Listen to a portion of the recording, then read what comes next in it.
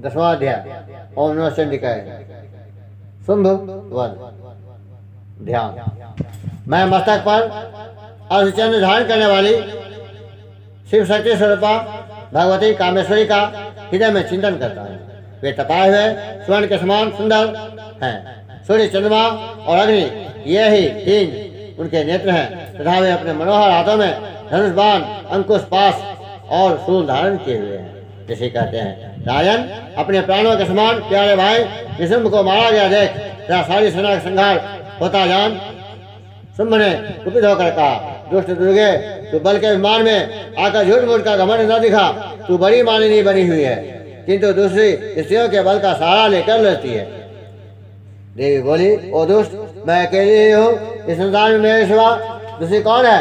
देख, ये मेरी ही विभूतियाँ हैं, अतः मुझमें ही प्रवेश कर रही हैं। तदनंतर ब्रह्माणी आदि समस्त देवियाँ अंबिका देवी के शरीर में लीन हो गई। उस समय केवल अंबिका देवी ही रह गई। देवी बोली, मैं अपनी ऐश्वर्य शक्ति से अनेकों रूप में यहाँ उपस्थित हुई थी, उन सब रूपों को मैंने समेट लिया, अब अकेले ही युद्ध में खड़ी हूँ, तुम भी स्थिर हो जाओ। इसे कहते हैं। तदनंतर देवी और शुंभ दोनों में सब देवताओं तथा दानवों के देखते देखते भयंकर युद्ध छिड़ गया।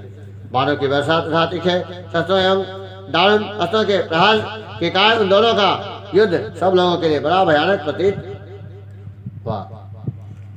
उस समय अंबिका देवी ने जो सैकड़ों दिव्य अस्त्र छोड़े, उन्हें दैत्यराज शुंभ ने उनके निवारक अस्त्रों द्वारा काट डाला। इसी प्रकार शुंभ ने भी जो दिव्य अस्त्र चलाए, उन्हें परमेश्वरी ने भयंकर हुंकार शब्द के उच्चारण आदि के द्वारा खिलवाड़ में ही नष्ट कर डाला।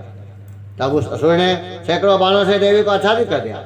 यदि क्रोध में भरी हुई उन देवी ने वे बाण मारकर उसका धनुष काट डाला। धनुष कट जाने पर फिर दैत्यराज ने शक्ति हाथ में ली, किंतु देवी ने चक्र से उसके हाथ की शक्ति को भी काट गिराया। तदनंतर दैत्यों के स्वामी शुंभ ने 100 चांद वाली चमकती हुई ढाल और तलवार हाथ में ले उस समय देवी पर धावा किया।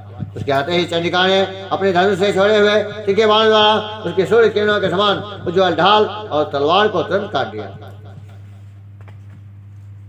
फिर उस दैत्य के घोड़े और सारथी मारे गए। धनुष तो पहले ही कर चुका था, अब उसने अंबिका को मारने के लिए उद्यत हो भयंकर मुद्गर हाथ में लिया। उसे आते देख देवी ने अपने तीक्ष्ण बाणों से उसका मुद्गर भी काट डाला। इस पर भी वह असुर मुक्का तान कर बड़े वेग से देवी की ओर झपटा। उस दैत्यराज ने देवी की छाती में मुक्का मारा। तब उन देवी ने भी उसकी छाती में एक चांटा जड़ दिया। देवी का थप्पड़ खाकर दैत्यराज शुंभ पृथ्वी पर गिर पड़ा, किंतु पुनः सहसा पूर्ववत उठकर खड़ा हो गया। फिर वह उछला और देवी को ऊपर ले जाकर आकाश में खड़ा हो गया। तब चंडिका आकाश में फिर बिना किसी आधार के ही शुंभ के साथ युद्ध करने लगी। उस समय दैत्य और चंडिका आकाश में एक दूसरे से लड़ने लगे। उनका वह युद्ध पहले सिद्ध और मुनियों को विस्मय में डालने वाला हुआ। फिर अंबिका ने शुंभ के साथ बहुत देर तक युद्ध करने के पश्चात उसे उठाकर घुमाया और पृथ्वी पर पटक दिया। पटके जाने पर पृथ्वी पर आने के बाद वह दुष्टात्मा दैत्य पुनः चंडिका का वध करने के लिए उनकी ओर बड़े वेग से दौड़ा। तब समस्त दैत्यों के राजा शुंभ को अपनी ओर आते देख देवी ने त्रिशूल से उसकी छाती छेद कर उसे पृथ्वी पर गिरा दिया। देवी के शूल की धार से घायल होने पर भी उसके प्राण पखेरु उड़ गए और वह समुद्रों, द्वीपों तथा पर्वतों से समूची पृथ्वी को कपाता हुआ भूमि पर गिर पड़ा। तदनंतर उस आत्मा के मारे जाने पर संपूर्ण जगत प्रसन्न एवं पूर्ण स्वस्थ हो गया तथा आकाश स्वच्छ दिखाई देने लगा। पहले जो उत्पात सूचक मेघ और उनका पात होते थे वे सब शांत हो गए और उस दैत्य के मारे जाने पर नदियां भी ठीक मार्ग से बहने लगी।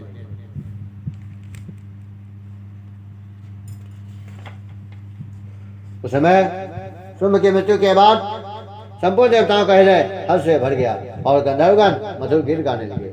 दूसरे गंधर्व बाजे बजाने लगे और अप्सराएं नाचने लगी। पवित्र वायु बहने लगी। सूर्य की प्रभा उत्तम हो गई।